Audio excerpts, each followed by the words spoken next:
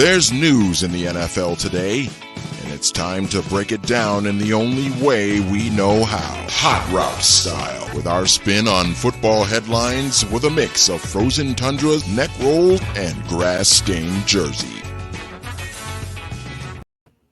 Hello, and welcome back to Hot Routes. I'm your host, Paul Hodowanic, and with me again is Sam Ekstrom of Purple Insider. Sam, how are we doing on this Friday? I'm honored to be here. I want to say this is like maybe my fifth time on the show, and I think that on SNL, when you're a five-time host or five-time talent, you get like a jacket or something. I'm waiting They're for in the mail. something Yeah, to in the memorialize this. Yeah. Yours. I mean, you know how supply chain has been recently. It's getting caught up. So it'll be to your house by the sixth time. We'll have some swag to wear, I'm sure. Appreciate that. But something Sam, with flame on it. Something with flames. Okay. Yep. Good thing that's already part of the design that I have made and I have sent you. So I'm glad that our minds were thinking alike there. Same page. Well, it is a very, very exciting time in Vikings land. Kevin O'Connell got introduced yesterday. We're going to break that down a little bit. I know you and Matt talked about that extensively on the podcast. So if you want a full deep dive into everything that we learned from that press conference, make sure to check out the Purple Insider podcast. But on Hot Routes, in Hot Route style, we're going to take that, mold that a little bit. So my first question to you is, based on what we know about Kevin O'Connell and how the press conference went yesterday, who should be the most exciting Viking? Who should be most excited of the Vikings players, and who should be the most worried about where they are and where they stand going into next year? Yeah, I love the question. I think the way that he salivated over Harrison Smith should give Harrison Smith a little security. You know, he was one of those veterans who was under scrutiny because of the contract. And remember, his extension has not even started yet. He signed a 4-year extension that kicks in this year, and people were already talking about him as a trade asset, a veteran who's not going to be part of the future. He's not going to be long for this team. And I don't think I really ever believed that he was going to be shipped off immediately. I do think that you want to keep around some holdovers from the previous regime just for leadership, for continuity. And he's a pretty darn good football player. But the way that KOC really leaned into talking about Harrison Smith on his defense, saying he's the perfect fit for our defense. He's got instincts. He's going to make the looks all kind of look the same. And I agree. I think Harrison Smith is fantastic. Now, if you are going to lean into a reset, is he that useful because he's a safety? No. I mean, safeties aren't really going to win you football games, but they're pretty nice to have when you're a competitive football team and you need to get a stop in the fourth quarter. So I believe that Harrison Smith is going to be here this year, number one, and maybe down the road if that's how KOC feels about him. Who's the least happy? Kind of waffling between Dalvin Cook and Danielle Hunter. You know, he did say nice things about Dalvin, so I won't go with Dalvin. I mean, I do think that there's going to be less of a running game with this coaching staff. I think it's probably going to be more of a pass first, which is good. But Dalvin can also be useful and efficient and effective in that kind of style too. I think that Danielle Hunter is probably the loser there. Does not get a mention when asked the simplest of questions. Who are defensive players on the Vikings that get you excited? Does not mention Danielle Hunter, which to me is hard to overlook. That should be your first response, if not number two behind Harrison. So that tells me that either Danielle is unhappy and it is not going to negotiate this contract down, or B, the Vikings are dubious that they're going to be able to get anything done. And maybe they're bracing themselves for kind of an impasse with his contract, or C, they're straight up going to trade the guy. They're going to field calls. They're going to, make some calls themselves, try to get a high draft pick for a still very talented and still in his prime Danielle Hunter. So I think he's probably the biggest loser. Yeah. For me, it's another defensive guy. Just the mention of Anthony Barr and how he fits into the defense and how that could kind of be a player that he sees in his defense, I think was probably good news to Anthony Barr, just because he seemed like one of those guys that you likely expected to not be here next year. And that very well still might be the case. He may not be on the team, but just that fact that he got a mention, like Harrison Smith is great to mention, but he's also on a long-term contract. So you can't really avoid him because either you're trading him or you're keeping him on the team. So he's going to be a part of what's going forward. It'd be easy for Anthony Barr to be one of those guys that you just don't mention because he could be moved on from, and, you can kind of wipe your hands clean of that. So I thought that was kind of an interesting mention too. And I mean, some of these you can take, we only have one press conference to go off of, so we're going to take a lot from it and maybe overreact to it. So it could have just been mentioning him as one of the players, but I think the fact that he got a mention was good. And just in general, I mean, Justin Jefferson's going to be the biggest winner of Kevin O'Connell as the coach. You'd think just what he can do with him in that offense, trying to create some Cooper Kupp-like production for Justin Jefferson. So that goes beyond the press conference, but Justin Jefferson is a big winner. Loser, I think I would agree with you, Danielle Hunter. And then also probably just like if there's anyone out there that's really a fan of CJ Ham, I'm just not sure CJ Ham's going to have much going on for him. I think there was a stretch of like 14 games where McVay didn't even like use a fullback in a play. So if you're looking for those CJ Ham screens, those wheel routes that he goes on, not sure he's going to be getting much of those. Yeah, that's going to be a big blow to, the fans of the Minnesota natives on this team because, they've got Thielen, Ham. Am I forgetting someone? I thought there was one more. Ben Ellefson. Don't forget about him. Of course. But Ham has kind of become a cult favorite. So they got to be careful making moves on him. And maybe he's your like third tight end or something. He's a versatile guy, or your slot receiver. And we don't know. He may not operate the same way as McVay, but he did say we're going to take a lot of this stuff that we did with the Rams, that style of offense. So I think you can expect a much smaller workload for CJ Ham. Let's move on. I know the Super Bowl is now 5 days away, but I want to put some closure on it before we head into a busy off season. We're not going to break down the game or anything like that. But from a Vikings perspective, we saw the Bengals in 2 years flip their franchise around and make it to the Super Bowl. So in my head, I thought, okay, I'm going to start with the Vikings in the 2024 Super Bowl. What happened for them to get there? So Sam, I want you to answer that. If we can see a crystal ball, but we can only see that they're in the matchup, they're in the game, in your mind, what happened for them to get there? It's a pretty easy answer. They chose the correct quarterback, and that might not even be this year. That might be next year. I mean, I don't think that they need to be a third-year quarterback. Now, that is becoming a trendy year where quarterbacks seem to turn that corner, but I think that they can also do it in year 2 as well. Mahomes was year 2, Burrow was year 2, Lamar Jackson kind of had an emergence in year 2 as well. So I think that whether it's this year or next year, I think you can still target the Super Bowl in 2024. Your young quarterback would obviously still be on that rookie deal. Aaron Rodgers by that point will almost certainly be gone. So, we don't know about the Lions and Bears, but you don't really have another quarterback that you're worried about presently in the division rising up. And by that point, you will have had enough time to cultivate your defense. And I assume that the next couple of drafts are going to be defense heavy. This would be a draft that Mike Zimmer would love to be a part of because they've got a lot of their offense figured out. They don't need to pour a ton into the offense. Maybe, some interior line help, but I think the defense is going to get all the attention. So you're going to have high defensive draft picks to groom to build up for that season. So if you've got the right quarterback and a representative defense, that's your window right there. So I think that it all comes back to the QB. So it's Malik Willis, Desmond Ridder, Sam Howell, whoever it might be, got to be the correct choice. Yeah, I think that's probably the scenario. But I also, if we're talking 2 years, so they're not going to make it this upcoming year, but then the next year they're in the Super Bowl. I think. Oh, did you mean like literally the year 2024, the Super Bowl, the 2023 season? Yeah. Oh, okay. Well, they do need to pick the quarterback this year. Yeah.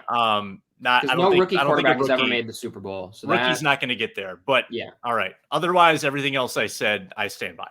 Yeah. So that was the reason. That's kind of why I said it there, because that then opens the door for me of, if we know that they did this, would that be a Kirk rejuvenation in 2 years? Just because it would be very early for a rookie quarterback to come in. Obviously, it wouldn't be a rookie quarterback, almost very, very likely, just because a rookie quarterback has never won a Super Bowl. And Joe Burrow was a second-year quarterback, but Joe Burrow is kind of a quarterback of his own. And so for me, just in that hypothetical, I think what would have to happen is the NFC continues to kind of be weak. Tom Brady doesn't come back to another team like the 49ers or something. Aaron Rodgers leaves the conference, and then O'Connell can just get the absolute best out of Kirk. I don't think either of them are going to happen, but I thought it's just kind of a fun thought experiment to put yourself in those Bengals shoes and say, what would need to happen for the Vikings for that to occur for them? And I think neither option is super likely, but it would be taking a quarterback and him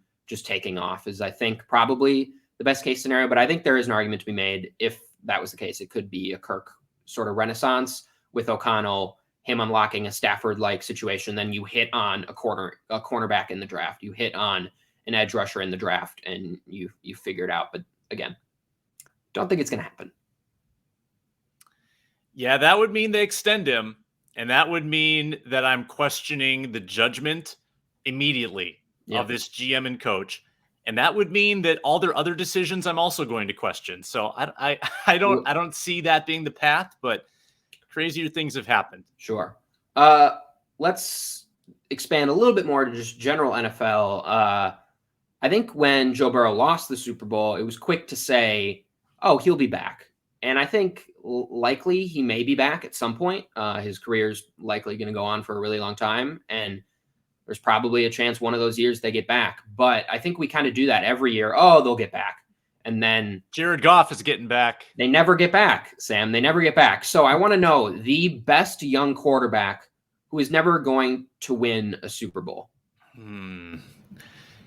Yeah, I thought a lot about this, and I don't know, maybe I'll take some arrows for this. I don't know. I don't know how you can really shoot any arrows in the AFC, where it's, even for the best quarterbacks, it's hard to get there, right? Like Mahomes has still come up short twice in AFC championship games. I think Lamar Jackson is, I think in 2019, when he had his resurgence, and threw all those touchdowns and seemed like he had unlocked the passing part of his game, you didn't quite have the other threats that you do now. You didn't know about Burrow. You didn't know Herbert was going to be this good. You didn't know Josh Allen was going to be this good. And it looked like Jackson and Mahomes forever. Now you've got like 3 or 4 other pretty big threats in that conference. And meanwhile, Jackson has regressed. His health has regressed, which is a huge concern that, maybe the tax of running as much as he does is catching up to him a little bit, which is concerning. But all of these other quarterbacks are masterful throwers of the football. I'm not saying they're Jackson mobily, but they have sort of that mobile gene. Josh Allen runs people over. Joe Burrow can escape any kind of pickle, and he's not going to run with it necessarily, but he's going to leave the pocket and make a play. And that's putting them more on a level playing field. And Jackson's throwing has declined. His completion percentage has gone down. This year was probably his worst year as a pro. They missed the playoffs. He misses 5 games, 16 touchdowns, 13 interceptions. And I worry too, with all of these electric offenses out there in the AFC, that the Ravens' strategy of basically hitting a lot of singles, we're going to run it for 5 yards a pop over and over and over again. That's effective, and it's good clock control football. I don't know if it's going to fly. Like if your quarterback can't hit those home runs, which Jackson was not last year, you're going to have trouble winning, even if you can run the football like they did against Minnesota for 280 yards or whatever it was. So I'm a little worried about Lamar. I love Lamar, but I think that the AFC is catching up to him a little bit. Yeah, Lamar was kind of on the top of my list, but to make just a different argument than you, I may say Joe Burrow. I don't know. We just saw him there, and I think that then you see him there and you think, okay, well, that's just going to happen again. But that Bengals organization has been one for a really, really long time that hasn't quite been committed to winning. And they stumble into a generational quarterback and they get there. But they have some major holes to fill still. I think the Chiefs will continue to be really, really good. I think the Bills will continue to be really, really good. And I take both them and their skills over Joe Burrow's. Even Justin Herbert, he just is a little bit more mobile, a little bit more arm talent than Joe Burrow. And so I think Lamar would probably be my answer. But if I'm going a different direction, I have less confidence in the Bengals organization than I do in the Ravens organization, in the Bills organization, in the Chiefs organization, maybe even in the Chargers. I think maybe that's a conversation worth having. But the Bengals have just always been this family-run organization that doesn't spend a ton of money. Now they did the last couple of years, and maybe that continues. But it may not, and they still have some major holes to fill. They got by every single playoff round that they were in. They kind of had some luck in that sense. So if I'm going to pick a team other than Lamar, or a quarterback other than Lamar, I think it may be Joe Burrow, which I don't like saying because he's going to probably go win 3 now, but that would be where I go out of the other ones that are left remaining. I wanted to pick an NFC quarterback like Dak or something, but it's just with the way the NFC is right now, it's just so wide open for the taking. I couldn't commit to taking Dak or Kyler or something like that because there's just not going to be that much competition. Yeah, they're both interesting. Kyler especially. I don't know what his career is going to do, if he's going to stay in Arizona. But to push back on one other thing with Lamar, that his contract is about to get pretty bad. I mean, the Ravens, and I do trust the Ravens organizationally. I think Harbaugh is probably my favorite coach in the NFL. But if he continues to underperform with a terrible contract, then you're in real trouble. The Bengals at least have the next 3 years, maybe 2 if they extend him early, to figure this out and to capitalize on that window. And they've got a crap ton of cap space. So next year, Bengals need to be all in because they're able to sign pretty much whoever they want. They can solidify the offensive line and then go for it. And Pittsburgh is probably going to be down. Don't know who the Browns quarterback, don't know who any of their quarterbacks are going to be really, but I think the AFC North is still pretty attainable for the Bengals again. So I think next year's got to be their year, and then the year after that, and then Burrow gets expensive. So you got to strike while the iron is hot. All right. Well, let's put you on the spot then. Very, very early Super Bowl prediction for next year. Do the Bengals go all in? Do they use all that cap space? Do they get back there? Or what's your matchup? All right. Going off the board here. And again, we're counting on some quarterback movement, right? So I'm just going to take a wild stab and say the Commanders, make a big splash with all their new branding. They say, hey, let's go after Deshaun Watson. Let's get this guy. Let's clean up his image because, hey, what better organization than to clean up someone's image than the Washington Commanders? And I think Russell Wilson will carry on the tradition of, veteran quarterbacks finishing out their run in Denver and bringing them to great heights. So I think he goes and he, is attracted by their top 5 defense, stable of weapons on offense. Russell Wilson, maybe to the Broncos. They'll play Deshaun Watson and the Commanders in next year's Super Bowl. Oh my God. I was not expecting a Commanders. It's hot routes, Paul. Let's go. Oh my God. No, I know. And now I feel bad for just my very chalk pick that I'm about to give you because I did not have a Commanders take in here today. I did not. And I did not expect one. I just want to pick Josh Allen and the Bills to get there. I think they were so close to beating the Chiefs last year. And I think their general manager, head coach combo, I feel really, really confident in. I know they lost Brian Daboll, but Josh Allen has just continued to shine in that big moment that he had in that last game. And so I'm confident that team can put some stuff together to kind of get back there and make it to the Super Bowl. And then on the NFC side, I'm going to pick the 49ers, and I'm doing that as kind of a hedge to the fact that they could get a different quarterback as well. We've heard some Brady rumors. It sounds like that is one of the teams. If he did return, he could come back.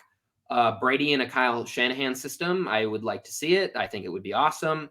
They have a lot of players that are still under contract that are going to be there next year. And so I'm going to go 49ers. And that gives me the option of maybe Trey Lance just takes off and is really, really good. And that also leaves me the option that they could go another route at quarterback. So still hot, I think, but slightly less hot than your Commanders take. I'm not sure that I might have to send that in the mail, like a plaque for the most hot route that we've had, the hot take that we've had. Because Commanders in the Super Bowl next year, that might be it.